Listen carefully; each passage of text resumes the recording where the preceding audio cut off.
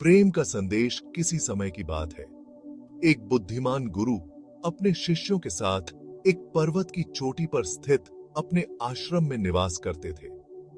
उनके ज्ञान और शांति के लिए लोग दूर दूर से उनके पास आते थे। एक दिन एक युवक गुरु के पास आया। वह बहुत दुखी था। उसका दिल टूट चुका था। उसने गुरु से कहा, गुरुदेव, मेरा जीवन बर्बाद हो गया है। जिसे मैं सबसे अधिक प्रेम करता था, उसने मुझे छोड़ दिया। अब मेरे जीवन में कोई अर्थ नहीं रह गया है। कृपया मुझे इस दुख से उबरने का मार्ग बताएं। गुरु ने मुस्कुराते हुए कहा, बेटा, पर्वत के नीचे एक नदी बहती है।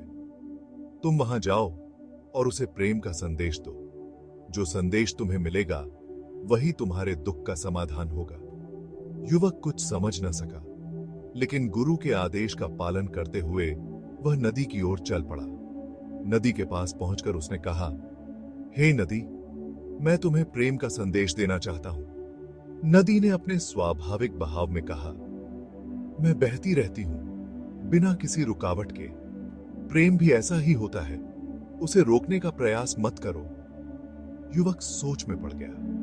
फिर उसने नदी से पूछा, लेकिन जब प्रेम दर्द देता है, तब क्या किया जाए?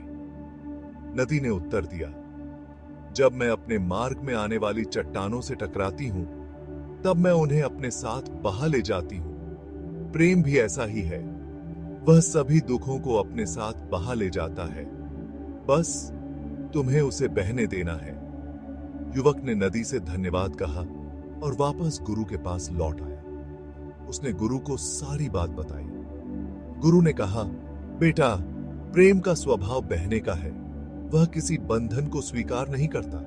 जब तुम प्रेम को स्वतंत्रता देते हो, तब वह अपनी पूरी शक्ति के साथ बहता है और सभी दुखों को अपने साथ बहा ले जाता है। प्रेम का संदेश यही है कि उसे किसी सीमा में बांधने की कोशिश मत करो।